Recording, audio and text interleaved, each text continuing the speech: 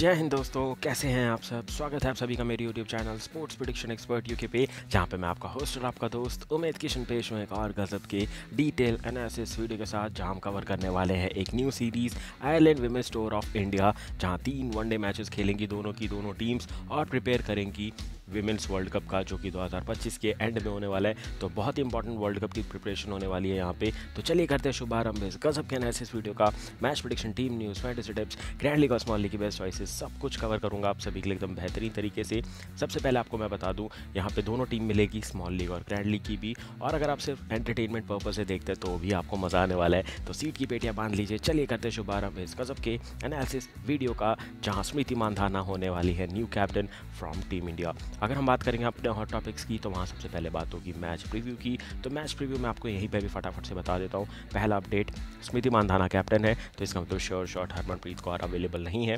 But मेरा इससे बड़ा सवाल ये है कि हरमनप्रीत कौर ने तीनों वनडे मैचेस वेस्ट इंडीज़ के अगेंस्ट खेले थे, तो क्या वहाँ पे वो फुल्ली फिट नहीं थी, क्योंकि उन्हें T20 मिस किए थे because of her knee injury and calf injury, और उनके बाद उन्हें वनडे खेले ज़रूर थे। क्या फिटनेस इशू है, वो पहला सवाल। अगर वो फिट है तो उनको मेरे हिसाब से ये सीरीज़ खेलनी चाहिए थी, और अगर छोड़ भी दी तो कोई बड़ी बात नहीं, क्योंकि इसके बाद WPL है और back to back Australia, south Africa, New Zealand से सीरीज़ है वर्ल्ड कप से पहले। तो मैचेस अभी बहुत है, तो अगर ब्रेक लेने का टाइम है तो ये बेस्ट सीरीज़ भी बोली जा सकती है, क्योंकि आयरलैंड हम जानते हैं थोड़ी लाइटर साइड है, और इनसे जीत के भी हमें बस कॉन्फिडेंस सामने लेना है, ओवर कॉन्फिडेंस नहीं लेना है, क्योंकि बिल्कुल भी ये टीम हम जानते हैं कि टॉप 10 की रैंक में मुश्किल से पहुंचती है। तो हमें इनमें प्रिपरेशन की तरफ से देखना है, इनको हराने की तरफ से हमें नहीं सोचना है। तो पहली चीज़, हरमनप्रीत कौर नहीं है। दूसरी, शेफाली वर्मा लगातार तीसरी सीरीज़ से बाहर है, तो देखना इंटरेस्टिंग होगा कि उनकी क्या फिटनेस है, क्या उनके दिमाग में चल रहा है अभी, और कहाँ वो मेहनत कर रही है, क्योंकि हमने देखा विमेंस के फर्स्ट क्लास क्रिकेट में वो बहुत ज़्यादा टाइम इन्वेस्ट कर रही है। तो अगर वहाँ पे उनको कॉन्फिडेंस आ गया है, तो क्या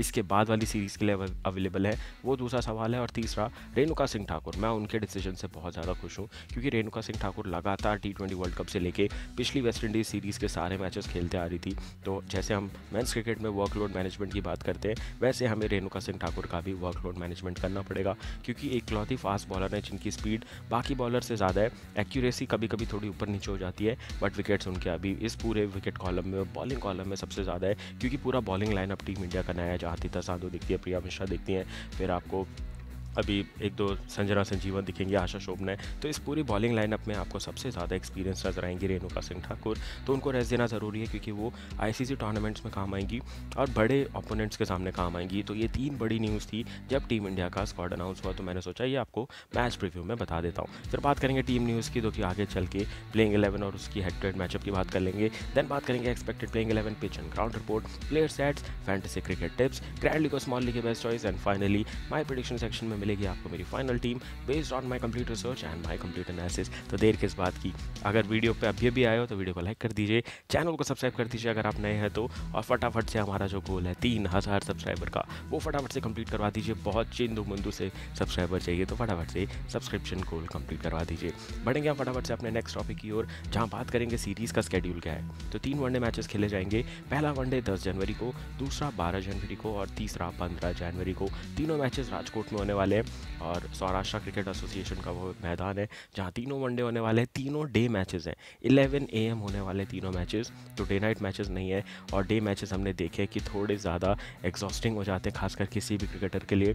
तो यहाँ पे फिटनेस टेस्ट होने वाला है पूरी तरीके से, क्योंकि अगर आप कहीं की भी बात करो, जैन भले ही आ चुका है, बट दोपहर में तो गर्मी लगती है, तो गर्मी के चक्कर से डिहाइड्रेशन इन सब से बहुत जूझना पड़ता है प्लेयरों को। तो ये एक और टफ सिचुएशन मिलेगी खेलने को इंडिया को, और अच्छा है ये सीखेंगे तभी बहुत काम आएगा आगे, जब हम बाहर जाएंगे कभी भी खेलने, तो ये सारी गर्मी धूप हमें टफनेस देगी, क्योंकि हमने देखा है कि इंडियन प्लेयर रिलैक्स रहते हैं जब 35-38 डिग्री रहता है, but Australia, New Zealand, South Africa, इनकी धज्जा उड़ जाती है। बढ़ते हैं हमारे नेक्स्ट सबसे इंपॉर्टेंट टॉपिक की ओर, जो कि है दोनों टीमों का स्क्वाड। तो यहाँ शुरुआत करेंगे टीम इंडिया से। जैसा मैं आपको बता रहा था, थोड़ी न्यू स्ट्रक्चर है टीम का, जहाँ पे आपको दिखेंगे Smriti Mandhana the captain, then vice captain Deepti Sharma दिखेंगी, देन प्रतिका रावल, जिनको पिछले सीरीज़ में ओपनिंग करने को मिला था स्मृति मानधाना के साथ। उसके बाद हरलीन देओल, जो कि 3 नंबर पर आई थी, पहला ODI शतक चढ़ा था वेस्ट इंडीज़ के अगेंस्ट सेकंड ODI में। उसके बाद जेमिमा रॉड्रिगेज 3 फॉर्मेट प्लेयर हो चुकी हैं, बहुत गजब के फॉर्म में। उमा छेत्री प्लेइंग 11 में दिखेंगे आपको, क्योंकि हरमनप्रीत कौर नहीं है अब। Richa Ghosh finishing finishing touch देते हुए नजर आएंगी। इनने भी 1-2 मैच का ब्रेक लिया था, बट अब पूरी तरीके से फिट एंड अवेलेबल है और इन पे तो भाई गजब की फायर पावर है। मैं इनको विमेंस क्रिकेट का हार्दिक पांड्या बोलता हूँ, गजब की हिटिंग करते हुए नजर आती है। देन आपको दिखेंगे तेजल, देन राघवे बिष्ट का मौका बन सकता है अभी, क्योंकि रेणुका सिंह ठाकुर नहीं है। तो रेणुका सिंह ठाकुर के जाने से 2 प्लेयरों के चांसेस बढ़ गए, एक राघवी बिष्ट और दूसरी आपको दिखेंगी तनुजा कन्वर। तो इन दोनों में से कोई एक आपको प्लेइंग 11 में आते हुए ज़रूर नजर आने वाली है। उसके बाद आपको दिखेंगे मीनू मानी, प्रिया मिश्रा जो कि स्पिन करेंगे, Titas Sadhu the medium pace, then Saima Thakor the medium pacer and Sayali Satghare, जिनको 3rd ODI में डेब्यू करवाया था ज़रूर, बट ज़्यादा बॉलिंग नहीं हो पाई थी क्योंकि वेस्ट इंडीज़ जल्दी ऑल आउट हो गई थी। तो यह है इंडिया का स्क्वाड। बात करेंगे आयरलैंड का, जिसकी ज़्यादा डिमांड आ रही थी क्योंकि आयरलैंड क्रिकेट बहुत कम लोग फॉलो करते हैं, बट मैं विमेंस हो मेंस हो सारे क्रिकेट के मैचेस फॉलो करता हूँ। अंडर 19 भी फॉलो किए मैंने इनके। तो इनका जो स्क्वाड है ना अभी फ्रेश आया है, और जो उनकी मेन कैप्टन विकेट कीपर थी एमी वो नहीं है, और डिलैनी जो कि प्रीवियस कैप्टन रह चुके गैबी डिलैनी वो यहाँ पे अवेलेबल नहीं है। तो इनका स्क्वाड की अगर बात करें तो गैबी लेविस देखेंगी द न्यू कैप्टन, देन एवा कैनिंग, क्रिस्टियाना कॉटररेली, देन एनाला डेस्लिन, लॉरा मैं इन्हीं की बात कर रहा था, लॉरा डिलैनी, इनके जैसे सेम नाम की एक और है गैबी डिलैनी, तो वो यहाँ पे अवेलेबल नहीं है। आपको दिखेंगी then Georgina Dempsey, then Sarah Forbes, Arlene Kelly, फिर आपको दिखेंगी Joanna Loughran, then Aimee Maguire, Leah Paul, then Orla Prendergast, then दिखेंगे Una Raymond Hoey, then Fiona and then Rebecca Stokell. तो इनका स्क्वाड अच्छा है बट पूरी टीम नहीं है, मैं बार बार बोल रहा हूँ। अगर India Australia New Zealand South Africa West Indies इन 5 टीमों को हराती है तो हमें कॉन्फिडेंस मिलना चाहिए और हम बूस्टेड अप रहेंगे, क्योंकि ये टॉप 5 टीम है इंडिया के साथ जिनसे हमें मतलब टफ फाइट मिलती है। आयरलैंड हो गया, पाकिस्तान हो गया, नेपाल हो गया, मलेशिया हो गया, ये जितनी भी छोटी छोटी टीम्स हैं इनसे अगर हम खेलते हैं तो हमें सिर्फ अपनी परफॉर्मेंस पे ध्यान देना है। हमें इस जीत को कैरी फॉरवर्ड नहीं करना है कि भाई हम जीत गए तो ओवर कॉन्फिडेंस आ जाए। ये बात का टीम इंडिया को ध्यान देना पड़ेगा, क्योंकि अभी आप रिसेंट कोई भी ICC टूर्नामेंट देखो, हम छोटी टीम से तो कभी हारे नहीं हैं। हम हारते कहाँ पे, जहाँ क्रूशल मैच होता है हम न्यूजीलैंड से हार जाते हैं, ऑस्ट्रेलिया से हार जाते हैं, साउथ अफ्रीका से बड़े मार्जिन से हार जाते हैं, और हम ICC टूर्नामेंट के क्वार्टर फाइनल्स, सेमीफाइनल्स और जो नॉकआउट मैचेस हैं उसके लिए क्वालिफाई नहीं कर पाते हैं। तो उसकी ज़्यादा प्रैक्टिस करनी पड़ेगी टीम इंडिया को। बात कर लेते हैं यहाँ पे आयरलैंड की क्या प्लेइंग 11 हो सकती है। तो जैसे मैंने आपको बताया ये पिछली सीरीज़ 3-0 से बांग्लादेश से हार के आ रहे, तो कॉन्फिडेंस इनका पूरा गया हुआ है। वहीं अपोजिट साइड में इंडिया 3-0 से वेस्ट इंडीज़ को अपने घर में हरा के आ रहा है, तो हमारा कॉन्फिडेंस ऑलरेडी बहुत बूस्टेड अप है, तो हमें ज़्यादा कुछ ज़रूरत नहीं है। थोड़े एक्सपेरिमेंट ज़रूर हुए हैं, बट आयरलैंड यहाँ पे अपनी तैयारी करेगी, क्योंकि छोटी टीम को हमेशा फ़ायदा होता है बड़ी टीम से खेल के। छोटी छोटी माइन्यूट चीज़ें होती हैं जो कि वो फील्डिंग से सीख जाए, बैटिंग से सीख जाए, बॉलिंग से सीख जाए, तो उनको भी कॉन्फिडेंस मिलेगा यहाँ पे खेलने से। तो प्लेइंग 11 होगी Sarah Forbes, Gaby Lewis, then Orla Prendergast दिखेंगे जो कि बहुत अच्छे फॉर्म में थी T20 वर्ल्ड कप में, then Joanna Loughran, Laura Delany दिखेंगे आपको। उसके बाद आपको दिखेगी Leah Paul, then Una Raymond, then Arlene Kelly, Alana Dalzell, उसके बाद आपको दिखेंगे Freya Sargent and Aimee Maguire. तो ये बहुत अच्छा स्क्वाड ज़रूर है, बट मेरे को यहाँ पे शॉर्टेज लगता है बॉलिंग में। इनके पास इतने ज़्यादा बॉलिंग ऑलराउंडर्स हैं कि वो मिडिल ऑर्डर में फिट ज़रूर हो जाते हैं, बट ये 50 ओवर फॉर्मेट है, ये T20 नहीं है। तो इसी बात की मैं बार बार बात कर रहा था कि T20 में आप 3 से 4 ऑलराउंडर रख सकते हो टीम में, क्योंकि T20 में हर मान लो 4 ऑलराउंडर्स हैं, चारों ने 2-2 ओवर डाले, 8 ओवर आपके हो गए, और उसके बाद आपके पास 3 प्रॉपर बॉलर हैं, तो आपके 20 ओवर हो जाते हैं। बट अगर आप वनडे की बात करो तो T20 में क्या है, 4 ही ओवर डालने तो आराम से हो जाता है, वर्कलोड मैनेज हो जाता है। बट 50 ओवर में क्या चीज़ हो जाती है, 50 ओवर में आपको एक एक बॉलर से 10-10 ओवर करवाने होते हैं, तो कम से कम नहीं तो 3 आपके पास फ्रेश बॉलर्स होने चाहिए, जिनकी मेरे को यहाँ पे थोड़ी कमी नज़र आ रही है, और जिसमें थोड़ा जूझ सकती है आयरलैंड की टीम, और इसका फ़ायदा उठा सकती है टीम इंडिया, जिनकी प्लेइंग 11 होगी स्मृति मानधाना ओपनिंग करेंगी प्रतिका रावल के साथ, 3 नंबर पे आएंगे हरलीन देओल, 4 नंबर पे जैमिमा रॉड्रिगेज, 5 नंबर पे उमा छेत्री, देन रिचा घोष दिखेंगे आपको नंबर 6 पे, देन दीप्ति शर्मा, साइमा ठाकुर, तीथा सांधु, प्रिया मिश्रा एंड तनुजा कन्वर दिखेंगी प्लेइंग 11 में, या मीनू मानी भी हो सकती हैं प्लेइंग 11 में, और तेजल भी हो सकती है। तो देखना इंटरेस्टिंग होगा कि जो 1-2 स्पेस बच रही है उनको कौन फिल करता है। वैसे ही टीम इंडिया ने 2 से 3 डेब्यू करवाए थे पिछले सीरीज़ में, तो यहाँ तो डेब्यूटेंट्स हैं, कम मैचेस खेलने वाले प्लेयर हैं, उनको वापस से मौका देंगे, या फिर आप एक नई टीम के साथ थोड़ा कुछ ट्राई करना चाहते हैं, वो देखना इंटरेस्टिंग होगा आप इंडियन वीमेंस क्रिकेट की तरफ से। बढ़ते हैं आगे, देख लेते हैं ये मैच कहाँ खेले जाने वाला है। तो ये मैच खेला जाएगा Saurashtra cricket association stadium Rajkot में, जहाँ का वेन्यू हमने देखा है बहुत ड्राई पिच है। मैं सीधा सीधा बोलूँ ना, बहुत ही ज़्यादा ड्राई पिच है, बैटिंग फ्रेंडली है, थोड़ा बाउंस कम रहता है। अगर मैं बात करूँ, ये पिच थोड़ी बहुत आपको नज़र आएगी DY पाटिल के जैसे। DY पाटिल क्यों बोल रहा हूँ, क्योंकि वहाँ पे भी हमने देखा है कि थोड़ा मेंटेनेंस कॉस्ट कम रखा जाता है, तो वहाँ पे पिचेस ड्राई रहती है, ज़्यादा पानी नहीं दिया जाता है, आउटफील्ड में भी ज़्यादा ग्रीनरी नहीं नज़र आती। तो इस पिच पे भी ऐसे ही घास बहुत छोटी छोड़ी हुई है, और पिच जल्दी टूट जाती है। तो उससे क्या होगा, इंडियन बैट्समैन को काफ़ी ज़्यादा फ़ायदा होने वाला है बैटिंग करने में।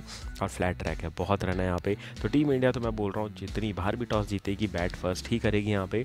और दोपहर में वैसे भी कोई फील्डिंग नहीं करना चाहता, तो मेरे हिसाब से batting first is the best option in all the 3 one day matches. ये तीनों वनडे में आप में जो बोलते हुए सुनेंगे। और उसके बाद अगर मैं बात करूँ रन्स की, बहुत रन है इस पिच पे। और यहाँ पे अगर आप देखोगे 3 मैच में 3 अलग सेंचुरियन हो सकते हैं इंडिया की तरफ से, जहाँ मुझे उम्मीद है फिर से स्मृति मानधाना का शतक आ सकता है, हरलीन देवल का शतक आ सकता है, जैमी का शतक नहीं आया था उनका शतक आने के चांस है, और अगर रिचा की जल्दी बैटिंग आ गई तो उनका आ सकता है, और प्रतिका रावल जो कि डेब्यू की थी पिछले सीरीज़ में, उनका भी एक बड़ा स्कोर पेंडिंग है। तो इन 4 से तो रन चाहिए ही चाहिए, और खासकर उमा छेत्री को मौका मिलेगा प्लेइंग 11 में आने का। तो ये जो टॉप 5 बैट्समैन है इनसे मैं उम्मीद करता हूँ शतक की। उसके बाद दीप्ति और ऋचा घोष हैं जो कि फिनिशिंग रोल देंगी, तो उनके बड़े स्कोर ज़रूर नहीं होंगे, बट वो खेलने वाले हैं 120-130 के स्ट्राइक रेट से, ये भी यहाँ पे पक्का हो चुका है। और आयरलैंड पहले बैटिंग करेगा, तो इतना भी कंफर्म है वो वेस्ट इंडीज़ जितने ही रन बना पाएगा, क्योंकि ये टफ कंडीशन है उनके लिए खेलना यहाँ पे, खासकर गर्मी में, और पिच इतना ड्राई और स्लो रहेगा तो उनको प्रॉब्लम होने वाली है। टोटल जो ओडीआई मैचेस हैं वहाँ पे ओडीआई है सिर्फ 2 खेले गए हैं, और वो भी ऑफिशियल मैचेस नहीं थे। विमेंस के यहाँ पे कभी मैच नहीं हुए, वो एक एक गए थे। एक बैटिंग फर्स्ट ने जीते थे, एक चेजिंग टीम ने जीते थे, और दोनों की कंडीशंस अलग है। एक डे नाइट था और एक डे मैच था। तो अगर आप देखो दोनों कंडीशंस अलग थी, तो यहाँ पे हम पिच को डायरेक्टली इसे कंसीडर नहीं कर सकते कि बैटिंग फर्स्ट ही जीतेगी। बट अगर आप दोनों टीम्स को बैलेंस आउट करोगे तो इंडिया बैटिंग फर्स्ट करके आराम से आयरलैंड को हरा सकती है, और आयरलैंड अगर पहले बैटिंग की तो मैच जल्दी खत्म होगा। तो ये चीज़ होने वाली है। तो टॉस जीतो बैटिंग करो is the best option. India women's के जीतने के चांस है 70%, 30% चांस है आयरलैंड विमेंस के जीतने के। ऊपर आपको क्वेश्चन मार्क दिख रहा होगा, उसका सीधा सीधा एग्जाम्पल है कि आपको वीडियो को लाइक करना है, चैनल को सब्सक्राइब करना है, और देख लीजिए सब्सक्राइब किया है कि नहीं, क्योंकि 3000 सब्सक्राइबर का गोल कंप्लीट करना है हमें इस वीडियो में, तो ज़रूर से कर दीजिएगा। बढ़ेंगे आगे, देखेंगे player stats of both the teams, जिसके बेसिस पे हमारी फैंटेसी टीम बनेगी। और अगर आप एंटरटेनमेंट से देख रहे हो तो आपको करंट फॉर्म जानने को मिलेगा। तो हरलीन देवल पिछले मैच में, पिछली वनडे सीरीज़ में 3 मैचों में 160 रन बना के आ रही है, जहाँ 115 रन बनाए थे, पहला शतक जड़ा था। और उसके बाद देखेंगे स्मृति मानधाना 3 मैचों में 148 रन, 91 हाईएस्ट स्कोर, शतक मिस किया था फालतू में, वो पीछे शॉट खेलने गई थी, मतलब लेट कट करने गई थी, और उसमें एलबीडब्ल्यू आउट हो गई थी हेले मैथ्यूज़ की बॉल पे। तो 250 का स्कोर इनका भी था, तो मैं वही बोल रहा हूँ इनका शतक पेंडिंग है। देन प्रतिका रावल 3 मैचों में 136, ये भी 76 पे आउट हुई थी, और उसी मैच में इनने स्मृति मानधाना को रन आउट करवाया था, तो एक हाफ सेंचुरी इनकी आई थी। देन जेमिमा रॉड्रिगेज 3 मैचों में 112 run, 52 high score with 1 half century. तो ये तो आ रही थी 30 ओवर के बाद आ रही है, तो इनके पास ज़्यादा टाइम नहीं है, बट एलिगेंट प्लेयर है भाई, इनकी टाइमिंग काफ़ी गजब की आती है। देन हरवरप्रीत है नहीं तो स्किप करते हैं। ऋचा घोष 3 मैचों में 62, 26 इनका हाई स्कोर, बट रन्स मत देखिए, जिस टाइम पे रन है वो क्रूशल था, क्योंकि जब आई 100 के ऊपर, 120 के ऊपर के स्ट्राइक रेट से, 200 के स्ट्राइक रेट से बैटिंग करके गई और फिनिश करके गई है मैच इंडिया के लिए। देन दीप्ति शर्मा 3 मैचों में 57 रन, 39 है इनका हाई स्कोर। बॉलिंग में बात करें तो रेणुका सिंह ठाकुर थी लीडिंग विकेट टेकर, जिनने 10 विकेट लिए थे, 5 विकेट का हॉल लिया था इनने फाइनल 3rd ओडीआई में जो वेस्ट इंडीज़ से खेला था। दीप्ति शर्मा ने 6 विकेट का हॉल लिया था, और उसके बाद इनके टोटल 9 विकेट थे। आई एम इनकरेक्ट है। रेणुका सिंह ठाकुर ने पंजा खोला था दूसरे मैच में, और उसके बाद अगर मैं बात करूँ दीप्ति ने 6 विकेट लिए थे आखिरी वनडे में, तो 9 विकेट उनके थे। प्रिया मिश्रा के 5 विकेट थे, सांधु के 3, एंड प्रतिका रावल के 2 विकेट थे। तो ये था टीम इंडिया का प्लेयर सेट्स, जो कि एक्टिव प्लेयर है, और इनके कॉन्फिडेंस काफ़ी बूस्टेड अप है, क्योंकि करंट फॉर्म अच्छा है, तो इसी की बेसिस पे टीम बनेगी। तो चलिए बढ़ते हैं आगे, देख लेते हैं आयरलैंड वुमेन्स क्रिकेट का क्या है हाल चाल।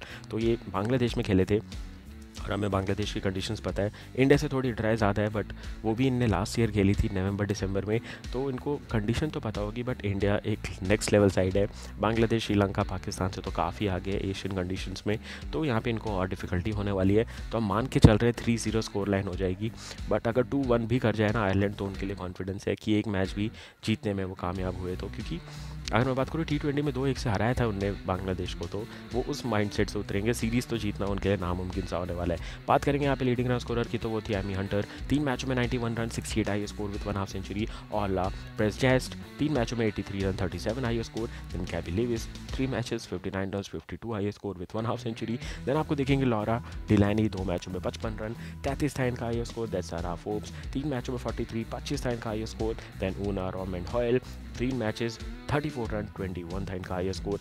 एंड देन आपको देखेंगे अर्लिना कैली 3 मैचों में 23 रन, 18 था इनका हाई स्कोर। तो आप देखो ज़्यादा रन नहीं बने तीनों वनडे मैच में, तो 150-180 तक पहुंचने वाली टीम है ये वनडे मैच में, तो इनसे हम ज़्यादा ऐसे नहीं रख सकते कि भाई फाइटिंग मैच खेलना है, हमें बस प्रैक्टिस मैच टाइप खेलना है। जैसे इंडिया मेंस टीम अफगानिस्तान से खेलती थी जब वो जल्द धीरे धीरे ग्रो हो रही थी, उस टाइम पे हम कभी भी अपनी बेस्ट टीम नहीं भेजते थे उनके सामने। तो सेम यहाँ पे आपको देखने को मिलेगा कि जो लो लेवल की टीम होती है उनके सामने हम थोड़ी ईजी टीम भेजते हैं कि हमारे प्लेयर भी तैयार हो और सामने वाली टीम को भी कुछ सीखने को मिले। तो वही माइंडसेट होने वाला है। बॉलिंग में 3-3 विकेट लेने वाले थी एमी एंड लॉरा, 2-2 विकेट मिली थी ऑर्ला और फ्रेया को, और एक सफलता थी एवा कैनिंग एंड एलेना कैली को। तो ये थे विकेट कॉलम जहाँ पे ज़्यादा विकेट नहीं है आयरलैंड के। तो इसी के बेसिस पे हमारी अगर आप टीम भी देखोगे तो 8:3 के रेशियो में बनेगी या फिर 7:4 के रेशियो में बनेगी। तो चलिए बढ़ते हैं आगे, देख लेते हैं हमारी ग्रैंड लीग और स्मॉल लीग की टीम। लेफ्ट में दिखेगी ग्रैंड लीग की टीम जहाँ विकेट कीपर में ऋचा घोष, बैटिंग में दिखेंगे Smriti Mandhana, Lewis and Jemi Rodrigues, all-rounder में दिखेंगे Deepti Sharma, Delany and Prendergast with Pratika Rawal जो कि बॉलिंग करने वाली है इस मैच में। और उसके बाद बॉलिंग में तिथर सांधू, प्रिया मिश्रा एंड आपको मैग्रेन दिखेंगी बॉलिंग में, जहाँ पे मैंने आयरलैंड की एक बॉलर ज़रूर ली है, बट मुझे लग रहा है इंडियन बॉलर्स धमाका मचा देंगे और आयरलैंड विमेंस को ज़्यादा बॉलिंग में विकेट्स कम मिलने का चांसेस है। क्योंकि जब तक इंडियन बैट्समैन रिस्क नहीं लेंगे तब तक उनको विकेट नहीं मिलेगा। क्योंकि बोला ना मैंने, जो थोड़ा कॉन्फिडेंस की चीज़ होती है, एक्यूरेसी की चीज़ होती है, वो थोड़ी मिसिंग है आयरलैंड की तरफ से। कैप्टन की यहाँ पे 2 इंटरेस्टिंग चॉइस है, Deepti Sharma and Smriti Mandhana. Vice captain की 3 चॉइसेस हैं, लेविस, जेमिमा रोड्रिगेज एंड प्रेसगैस, जिनको आप बना सकते हैं वाइस कैप्टन। बात करेंगे स्मॉल लीग की टीम की, तो विकेट कीपर में ऋचा घोष, बैटिंग में देखेंगे Smriti Mandhana, then Lewis and Harleen Deol को रखा है मैंने यहाँ पे। आप चाहे तो उमा छेत्री को रख सकते हैं जो कि एक इंटरेस्टिंग पिक रहेगी अगर वो प्लेइंग 11 में है। देन दीप्ति शर्मा, डिलैनी दिखेंगे आपको, प्रेसगेट दिखेंगी एंड कैली दिखेंगी। बॉलिंग में दिखेंगे साइमा ठाकुर, तिथर सांधू एंड प्रिया मिश्रा। कैप्टन की यहाँ पे बहुत इंटरेस्टिंग चॉइस लेकर के आया हूँ, जहाँ तिथर सांधू को मैंने कैप्टन बनाया क्योंकि फर्स्ट स्पेल डालने वाली है बॉलिंग में और फर्स्ट स्पेल में विकेट मिलने का चांस है। 3 से 4 ओवर का स्पेल होने वाला है, मैक्सिमम 5 ओवर का स्पेल जा सकता है तिथर सांधू का, तो हो सकता है वहीं पे वो पंजा खोल दें, तो मैंने उनको कैप्टन रखा है। दूसरी कैप्टन की चॉइस है हरलीन देओल जो कि 1 डाउन आने वाली है। वाइस कैप्टन की चॉइस है प्रिया मिश्रा और दूसरी डिलैनी, जिनको आप बना सकते हैं वाइस कैप्टन। तो फटाफट से टीम बना करके रेडी हो जाइए, बहुत ही इंटरेस्टिंग और बहुत ही धमाकेदार होने वाली है ये 3 वनडे मैच की सीरीज़, और साथ ही साथ ऐसे 20 कवर करना है हमें, और मैंने उसका अपडेट दे दिया है। स्टार्टिंग के 3 से 4 मैच हम स्किप करेंगे और वो प्रैक्टिस वार्म अप मैचेस होंगे हमारे, उसके बाद फैंटेसी टीम आना शुरू हो जाएगी। क्योंकि पहले 4 मैचेस में Aiden Markram, Marco Jansen, Temba Bavuma, इतने सारे प्लेयर है, ट्रिस्टन स्टब्स जो कि अवेलेबल नहीं है क्योंकि वो टेस्ट सीरीज़ खेल के आ रहे हैं। तो जब वो अवेलेबल होंगे तब हमारी टीम आएगी, तब हम फैंटेसी खेलेंगे, क्योंकि तब मज़ा आएगा यहाँ पे ऐसे 20 में। अभी वार्म अप करेंगे, धीरे धीरे पैसे कमाएंगे और टीम स्ट्रक्चर देखेंगे, प्लेयर परफॉर्मेंस देखेंगे, देन फिर पूरे पीक में मैच नंबर 4 या मैच नंबर 5 से धमाका मचाएंगे ऐसे 20 में। और फिर बैक टू बैक तो आपको पता ही है, champions trophy, IPL, world cup, बहुत कुछ आने वाला है। तो फटाफट से वीडियो को लाइक कर दीजिएगा, चैनल को सब्सक्राइब कर दीजिएगा। मिलूंगा बहुत जल्द आने वाले मैचेस के एनालिसिस के साथ, तब तक के लिए thank you for watching this video guys, have a great match ahead and take care.